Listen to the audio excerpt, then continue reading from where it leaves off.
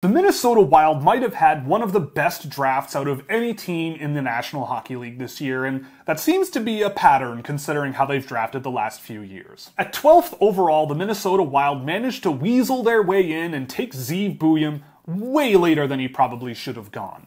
Zeev Buium was the #1 defenseman on my board by the end of the season. He was in my top 5. I love Zeev Buium. I think he brings all the offensive tools necessary to be a really good offensive player in the NHL. And yeah, there is some work to be done in his own end and refining his footwork and his skating to cover gaps a little bit better and monitor rushing players that are trying to drive wide on him along the wall. But I do think there's a lot of good that outweighs that work to be done with Buium. He's deceptive, he's creative, he pinches into scoring areas at a very tough level of competition. He distributes the puck really, really well, and he's just constantly finding ways to chain offensive plays together. He can shimmy off a player at the offensive blue line, create space for himself, send a pass in front of the net, zip around the goal line, go behind the net, find himself in scoring areas for a tap-in goal on the other side. He's just all over the ice in the offensive zone in a way that just really is just a ton of fun to watch, and I think he's going to fit the Minnesota Wild extremely well once he comes over in a year or two, probably.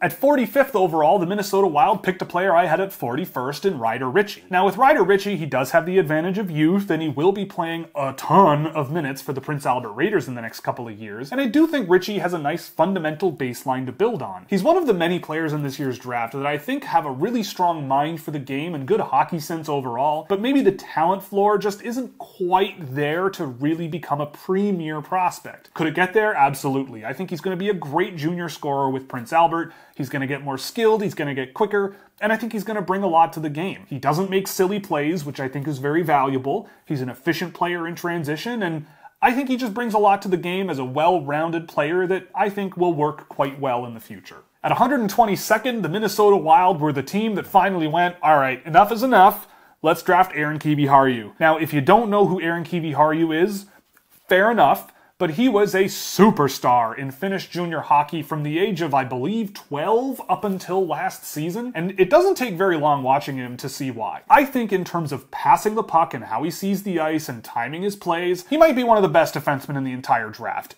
In that area, he is well beyond anyone in his age group, it seems. You watch him at Finnish junior level, people might be able to touch him, but they can't get the puck off of him because he's always finding ways to escape situations through his passing. I did feel like his time in Liga exposed the many issues that I think his game has, and I think at this point I would be pleasantly surprised if he's an NHL player, but he does have that fundamental hockey sense to build around that I do really like. I had him ranked at 51st on my board, so getting him 70 picks later than that is just really good value. I may be a doubter of Aaron Kiviharju, but I still believe in the potential, and I really want him to be a thing.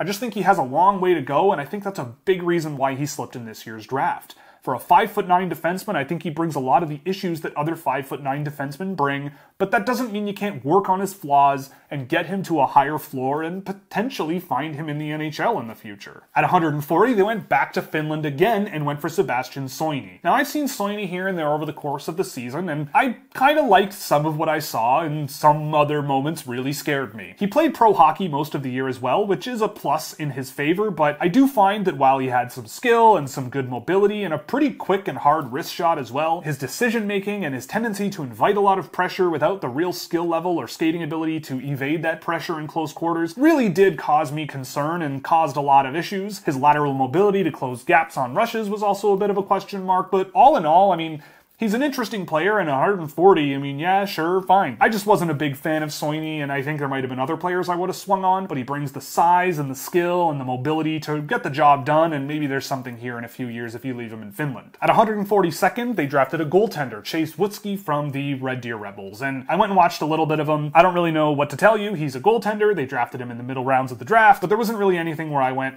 this is a massive steal for the Minnesota Wild here. He's had decent metrics, he's got decent analytics from what I can dig up, so we'll see what happens. And at 174th, they drafted Stevie Leskovar. Now, Leskovar went undrafted twice, and he did not score very much this season, and when I went and watched him after the draft, it didn't take very long for me to see why, but it also didn't take long for me to see why he was drafted. He's big, and he's physical. He throws his body around, he hits a lot of guys. I think the first game I saw, within about 3 shifts, he hit a guy right in the head with his fists while he's trying to hit him. Went to the penalty box for a couple of minutes, but, I mean, he does that kind of stuff, so there's that. He's a tough customer, so maybe there's something here in the depths of Minnesota's depth chart in the future, but I didn't really see a whole lot out of Leskovar, and there maybe were some guys that I would have pounded the table for that might have a little more upside than Leskovar. But, you know, if you get a decent AHL defenseman here who might be able to patch some games in the NHL here and there and just play a physical role, I guess he would do fine. So the Minnesota Wild for me get a 1D. They weren't quite up there with Nashville, but they were pretty close. Their first few picks I thought were just really, really good value. I love the fact that they got Zeev Buium at 12, and getting Aaron Kiviharju at the 122nd pick is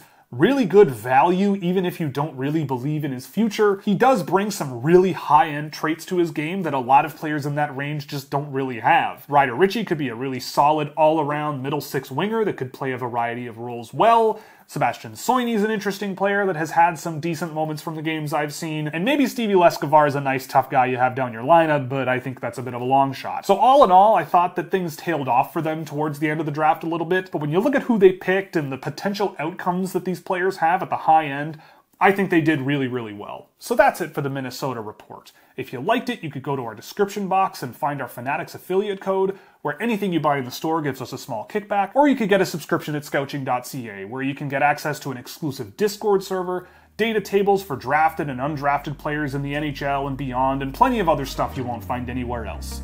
So with that, that's the end of the Minnesota report, and we're going to move on to the Toronto Maple Leafs for tomorrow.